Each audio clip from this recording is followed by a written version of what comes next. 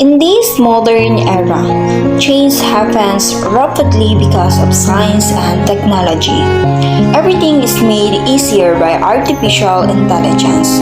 But as AI grows stronger, are humans slowly becoming weaker under humanity? Okay, good morning, class. Good morning, ma'am. So today is mag-lesson tayo and mamaya is magbibigay ako ng assignment.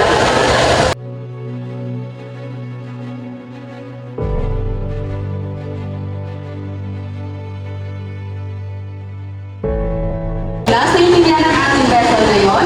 Yes, ma'am. Okay, since naiintindihan ang ating lesson, magbibigay ako ng assignment then ngayon din ipapasa.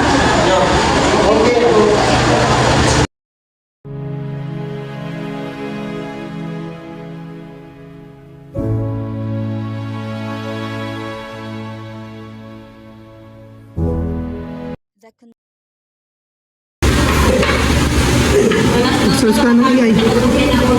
ChatGPT.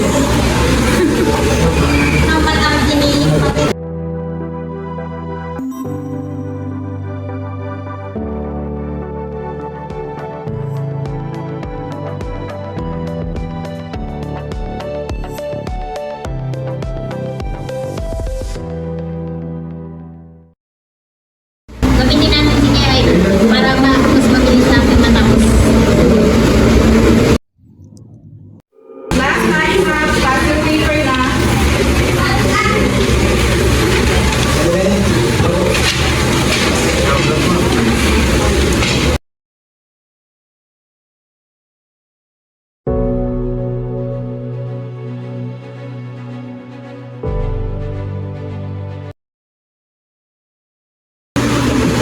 Class, napansin ko halos magkakapareho ang inyong mga sagot.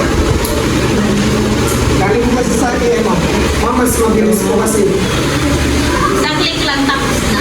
Class, paano kayo matututo kung si AI ang nag-iisip para sa inyo? Ma'am, minsan kasi kulang sa oras. Technology is not bad, but it should be used properly.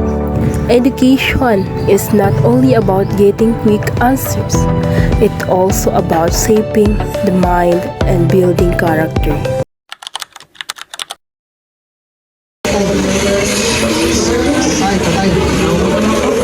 Tara, kumain na tayo. Lang, simulan na natin yung games natin. Ano na yan, tol? Mas importante dito, kukuha tayo ng star. Connection. Welcome to Mobile Legends!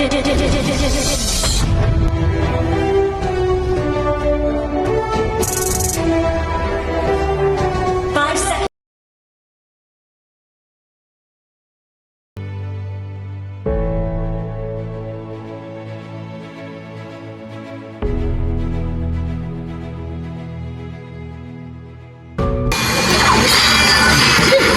Talo na naman tayo.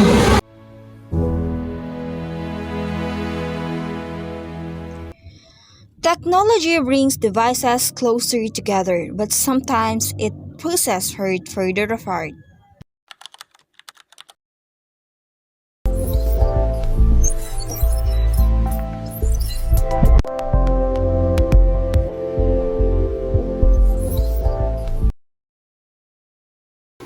Anak, kumusta araw niyo? ChatGPT lang ang kausap ko. Busy pa ako sa meeting namin.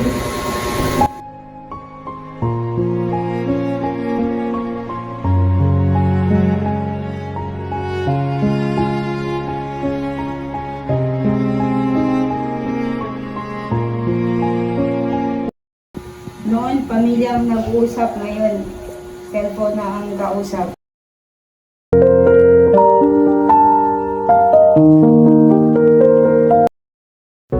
Technology brings devices closer and makes communication easier, but sometimes it drives people's heart further apart.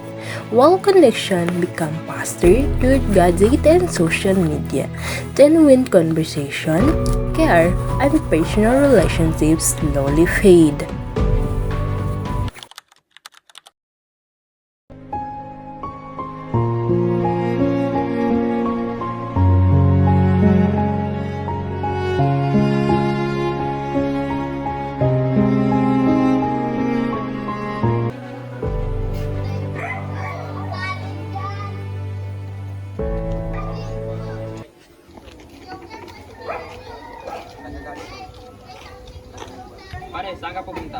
Ihatid ko lang yung mga nagpapong isda. Marami. Pahingi? Niya? Konti lang ba? Pare, alam mo ba, dati kami nagtatanim, pero ngayon masina ang nagtatanim. Pati na rin sa pangingisda, ginagamitan na rin ng advanced technology.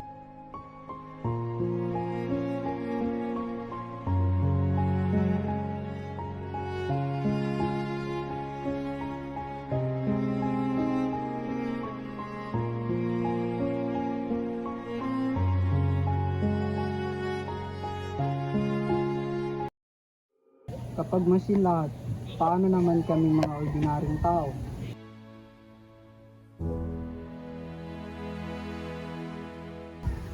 Kapag nawala ang tao sa trabaho, sino pa ang bubuo ng lipunan?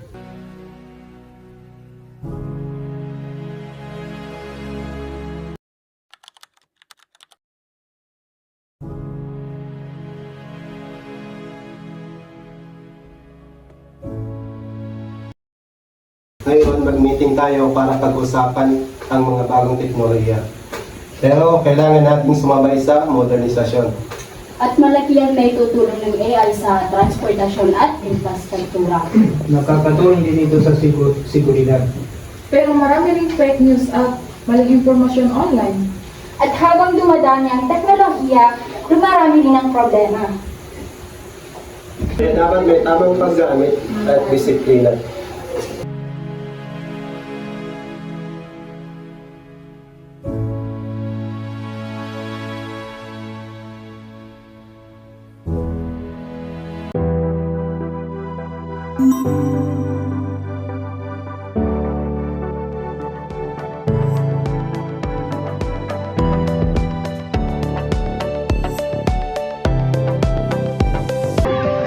Hindi AI ang kalaban.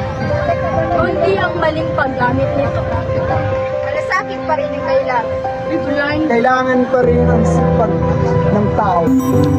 Kailangan pa rin ang komunikasyon sa pamilya. Ang tunay na progreso ay puso, disiplina, at pananampalataya.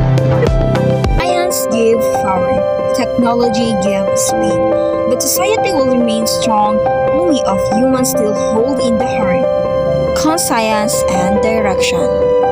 In the battle between AI and humanity, who should truly prevail?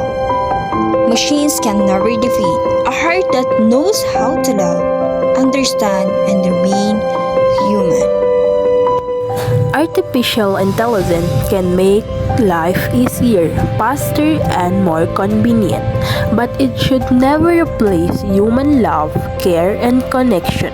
Technology is a tool, not the heart of humanity. True salvation comes not from machine, but from compassion, understanding, and the values that make us human. We must use AI wisely, guiding it with kindness, responsibility, and a strong sense of humanity.